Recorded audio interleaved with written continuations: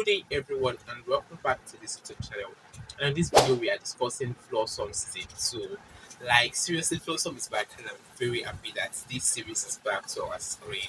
But one thing about Flawsome is that we are going to enjoy it at that period. So, let us go straight into it, like what we should discuss. And I'll do this discussion based on character. I'll just do like character by character discussion. We cannot really do review because it's not a whole film or like a whole series. The series is not out as a whole, but just episode by episode. So I think I'll do a discussion to be more of like my commentary, commenting about these characters and all of that. So let us go straight into the characters, and I'll start with Dolapo.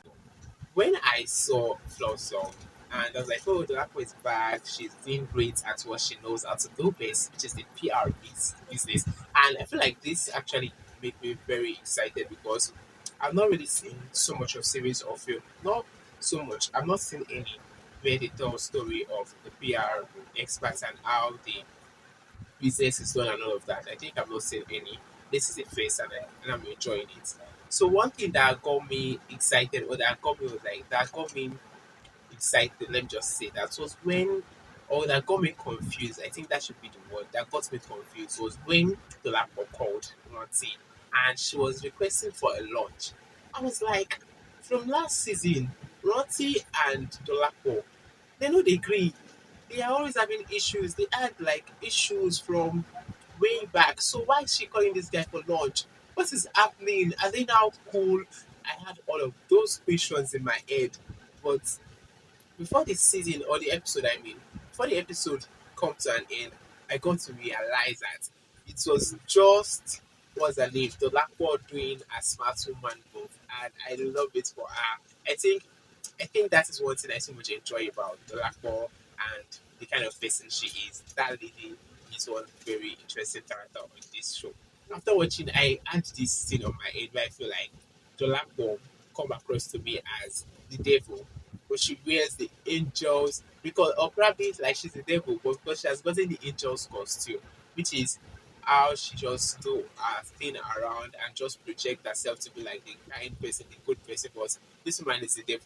Why would she just go and do that to Ranti and just like make him feel, that was that bait or that trap she set for Ranti was it was badass. Like it was good and I'm enjoying it. And she was there preaching positivity to him and all of that. Moreover, she is there like messing with that guy's head. I feel for him. I feel for him, yeah. So let me go into the next character and that is Rahama. I say Rahama. Ramat, I mean. She's an interesting one, and this series where this part where she is now like looking forward to getting back to her husband. Man, like, I beg, just leave this man.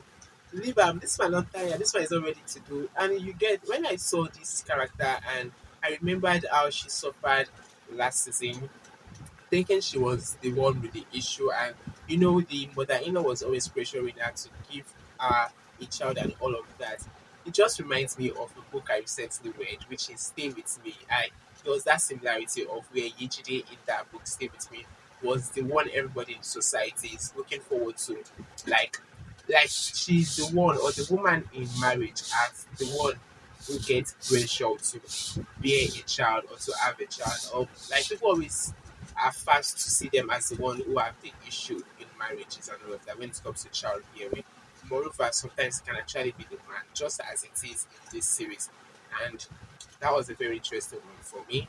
But at a point, I feel like she should just let this man be. But let us just look out for whatsoever or how things will play out between herself and Udrak. That is it for that. Then for the next character or the next character, which is Ivie. I feel like for this season maybe there's not so much to Ivie, and they are now developing from our own angle or from our own part. They are developing more of a sister story and something similar to her because now their mother is not in support of what the sister wants to do, like becoming a chef and all of that. But now they want her to, like, yes, she should understand what I mean by that now. Like, from Ife's part, she's done with her fashion line, she's now successful at it and all of that.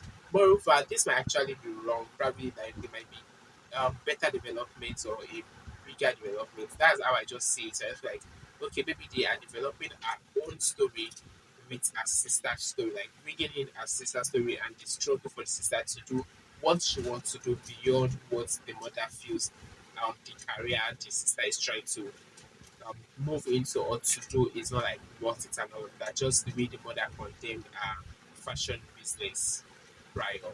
So that's that for Ify. And also one thing that got me annoying or that got me angry was that guy about ex boyfriend or it's the ex now. That's poetry.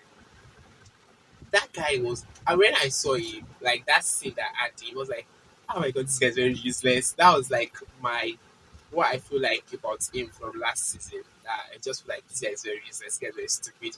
Only for him to come and like requesting all of that. I know you should have seen it. If you've not seen it, I think it's better you don't see it. So, but for me, one thing I just felt like that scene, that is that scene where Sharon Ooja, that is Ivie and Koju were discussing, and he had that bouquet of flower. I just felt like the guy did not really act that scene well. That's how I feel. Though. It was as if he was just reading something. Like there was no so much of emotion. It's not like that guy is one. It's not a good actor. That guy is a good actor, but I feel like maybe he not just read on that scene. That's how I feel. I know you might actually prove me wrong, but that's how I feel. Yes, that's how I feel. And yes, I've seen that guy in a lot of good movies. Like I think it was in King of Boys, and he did great there. But that's exact scene. That's how I feel. Like it was just as if it was reading something, and that's it. So moving on to the next character, which is I've done Ivie. I think I've discussed Ivie, Ramat, Dolapo, and the last person on the list is Ifeyinwa, played by Bisola Aiyeola. Ifeyinwa come across to me as someone who is going through a lot. I think she's still traumatized from the death of her mother and how she just have to struggle with the company and all of that.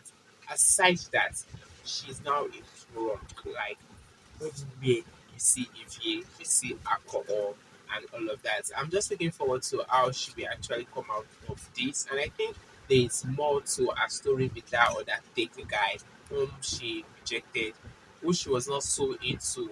The guy was kind of boring for her. And I think from last season, Ifeyinwa was that character or that cast among the ladies who was always trying out new men, going on date and all of that, like trying to get a man for herself. So let us just look forward to episode 2 and what episode 2 we have for us. And I feel like it should always be like a snippet of what to expect in episode 2 after each episode